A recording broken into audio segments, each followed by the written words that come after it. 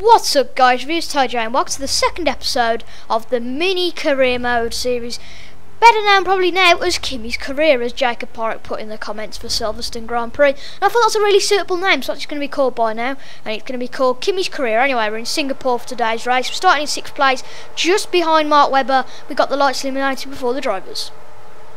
And it's lights out and away we go. We're into the rich mix, using half of our course yet again off the start. Webber's had a fantastic start, up to third already, but we brake so late into the first corner. We come in contact with Alonso and Webber. We've actually got into the lead because everybody was so slow into that first corner. That's a fantastic start by Kimi, as he's shown in the Silverstone Grand Prix. He's had really good starts lately, probably helped by the AI being awful. But anyway, in the first corner, could this Grand Prix be any better than this weekend Singapore Grand Prix? That's the question. Anyway, coming into the left-hander then now, in the end of the first sector, it's Raikkonen first, Rosberg second and Alonso third. We come now further into the lap, and here we come into the chicane, and as you can see we half spin it, we get the car under control, but unfortunately we lost the position to Nico Rosberg, and Kimi's so angry he wants to take that position back, but whilst doing that he half spins it again, and grip isn't best for Kimi in this setup. He's picked a poor setup, I think, and Alonso's jumped him now. Will he go up the inside? Will he go up the inside of Alonso? He clips Alonso, and they're going to be running side by side on here. Kimi's in front at the moment, but Alonso can take it back. Alonso has took it back. Will Kimi take it back up the inside? Fantastic battling between the now Ferrari teammates, and Kimi's made it into second. So we're on lap 2 then now. Rosberg's 2.6 seconds ahead, and we've come into contact with a wall. And we had a bad setup anyway. That's going to really affect Kimi's grip. As you can see, we're all over the place. Instead of the second lap, and they tell us to come into pits, but Alonso has completely took us by surprise. He's on the inside of us, but we have to run off the track to actually keep that position. And as you can see, Rosberg's nearly 10 seconds in front, so I'm not surprised that Alonso wants that position, because Kimi's holding the pack up really badly. We have to jump onto lap 4 now, because nothing really happened before that.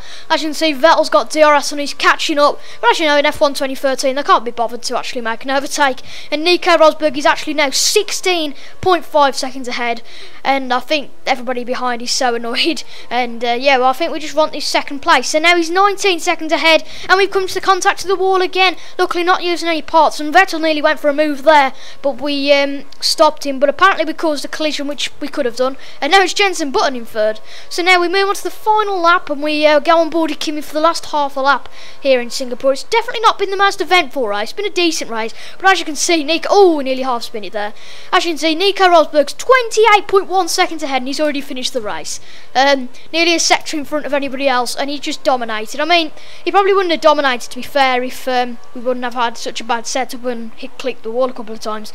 We're actually under on fuel, so we aren't going to have to get to the lean mix, and we're already out of fuel. Our engineers told us, so we're having to short shift some of these corners, and let's just see if we can make it to the end without Vettel passing us. Vettel is on the inside, and we brake ridiculously early, covering him off, and it's going to be Jenson Button who finishes in third for McLaren, and Kimi Raikkonen then finishes the Singapore Grand Prix in second place. Fantastic, that's 2 podiums in 2 for Kimi, obviously getting third in Silverstone and second here. Could he get first in the next Grand Prix? That's the question. As you can see, Kimi finished 31.3 seconds back, and look at Rosberg's fastest lap of 43.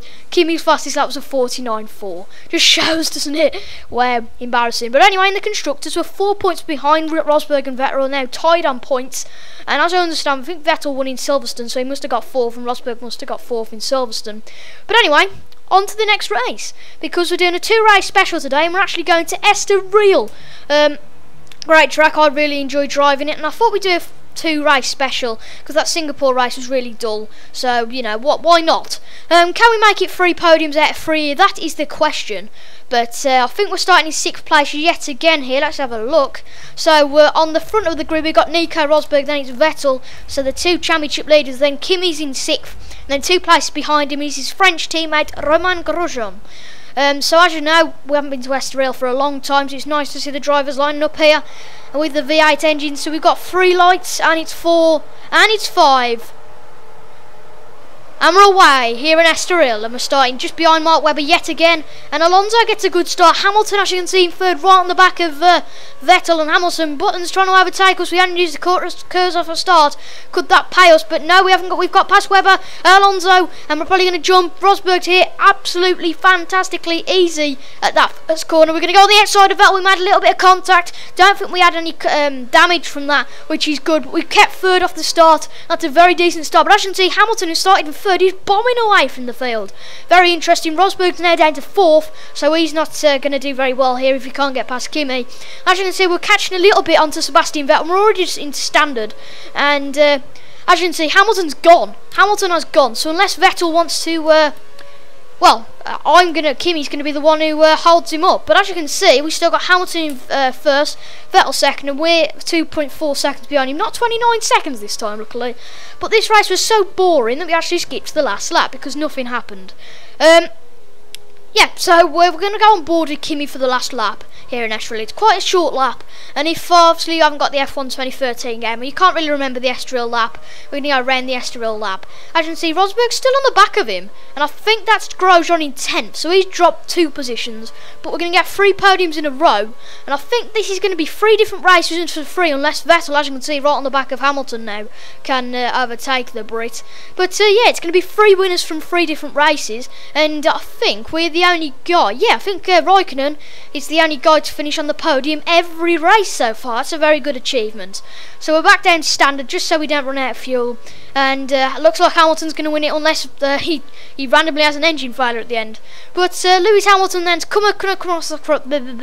he's going to come across the line and win here in Estoril, and then it's Sebastian Vettel, and then in third, 3 podiums in a row. It's going to be Kimi Raikkonen here in Estoril. Fantastic drive from Kimi, gaining 3 positions. Not as good as Singapore, but still a very good result. So that's 3 wins from 3 winners from 3 different races, 2 constructors. And I want to see what the championship standings are like, because obviously we beat Rosberg there, and we've gained 3 points on him, but obviously Vettel would gain 3 points on us, so we'll be 7 points in. I think Rosberg will only be 1 point away if I'm clear. And Grosjean actually finishing 9th there, not 10th. And yeah, the laps are quite close actually there, not 7 seconds. But as you can see, Vettel is 7 points ahead, the championship leader. Rosberg's 6 points ahead, and Hamilton's 11 points behind us. And in the constructors, we're third, Lotus 50 points, 21 points behind Red Bull. Hope you guys have enjoyed this video. Make sure to leave a like, comment and subscribe. Thank you guys for watching, and goodbye.